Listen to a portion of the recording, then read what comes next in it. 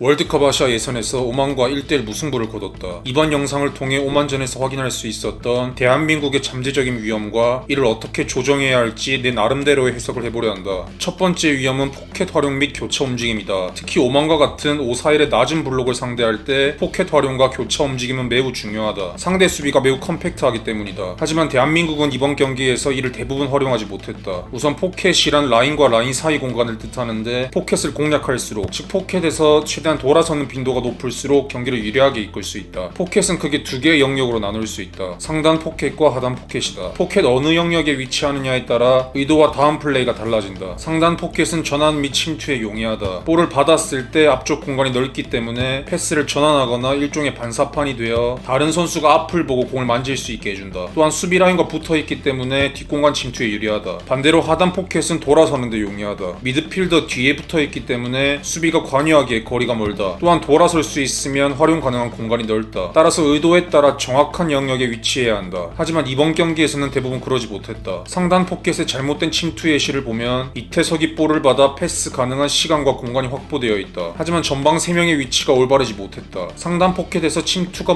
목적이었으면 애초에 수비 라인과 동일선상에 가깝게 위치해야 한다. 해당 위치가 침투에 훨씬 유리하기 때문이다. 그러나 수비 라인과 멀리 떨어져 있어 이태석의 입장에서는 뒷공간 패스하기 곤란하다. 전환의 목적도 아니다. 내려오는 움직임이 아니라 뒤늦게 침투하는 움직임이기 때문이다. 따라서 이태석은 백패스할 수밖에 없었다. 다음 상단 포켓의 잘못된 점은 이재성의 포지셔닝이다. 이강인은 인터벌 사이로 패스 가능한 위치에 있다. 이재성은 정지 상태에서 손을 내민 채로 자신에게 다르는 제스처를 취하고 있다. 하지만 그는 상단 포켓에 위치해 있다. 침투 움직임도 없고 내려오는 움직임도 없다. 이는 이강인 입장에서 볼을 전달하기 부담스럽다. 수비가 얼마든지 끊어낼 수 있는 위치에 있기 때문이다. 만약 돌아서는 게 목적이었다면 하단 포켓에 위치했어야 했다. 그러나 그러지 못했다. 결국 이강인은 백패스를 할 수밖에 없었다. 해당 예시가 황희찬의 정확한 하단 포켓 포지셔닝이다. 황희찬은 미들라인과 가깝게 위치해 있어 수비수들이 관여하기 힘들다. 따라서 백승호의 종패스를 받아 돌아설 수 있었고 전진 가능했다. 그렇지만 대부분의 상황에서 정확한 포켓 영역에 위치하지 못한 장면이 많았다. 다음은 교차 움직임이다. 교차 움직임은 한 명이 침투할 때 나머지 한 명은 해당 공간을 이용하는 움직임이다. 즉 상대 수비에게 딜레마를 안겨주는 것이다. 이것은 훈련을 통해 선수끼리 약속되어 있어야 하고 기계적으로 움직여야 한다. 이에 대한 성공과 실패 장면을 알아보자. 첫 번째로 성공 장면이다. 손흥민과 주민규가 오만 수비 라인과 가깝게 위치해 있다. 따라서 침투 움직임으로 그들을 뒤로 밀어낼 수 있었다. 이때 라인 사이에 넓은 공간이 발생했고 이재성이 해당 공간을 이용할 수 있었다. 즉 한 명이 수비를 끌어내고 나머지 한 명이 공간을 이용한 사례다. 다음은 실패 장면이다. 측면에 이재성과 손흥민이 위치해 있다. 손흥민이 침투 움직임을 가져가고 있는데 너무 성급했다. 교차 움직임이 없었다. 이재성이 스토퍼를 끌어당기고 해당 공간을 손흥민이 파고드는 것이 이상적인데 이재성이 수비를 끌어당기기도 전에 손흥민이 침투했다. 따라서 오만 수비는 너무나도 쉽게 손흥민을 제어했다. 이처럼 한국은 교차 움직임을 통해 오만 수비를 공략하지 못한 경우가 대부분이었다. 두 번째 위험은 피벗이다. 우선 피벗 움직임이 효율적이지 못했다. 시야가 닫힌 채로 공을 받으려 했고 센터백의 패스 경로를 방해했다. 해당 장면에서 권경원이 볼을 잡고 있을 때 박용호는 시야가 닫힌 채로 두리번거리고 있다. 본인이 어디 위치해 하는지 모르고 있다. 또한 라인 사이에 넓은 공간이 발생했음에도 불구하고 그는 권경원의 종패스 경로를 막고 있다. 이상적인 위치는 이태석의 영역인 풀백 존에 위치해 시야가 열린 채로 볼을 받거나 상대를 끌어당겨 인터벌 사이를 늘리는 것이다. 그렇다면 넓은 공간을 활용 가능했다. 하지만 그러지 못했고 빌드업을 다시 세팅했다. 이상적인 형태는 무엇일까? 해당 장면이다. 조유민이 볼을 쥐고 있을 때 이강인은 피벗 자리가 아닌 풀백 지역으로 물러섰다. 따라서 인터벌 사이 공간이 열렸고 이재성은 돌아서서 볼을 연결할 수 있었다. 즉 피벗의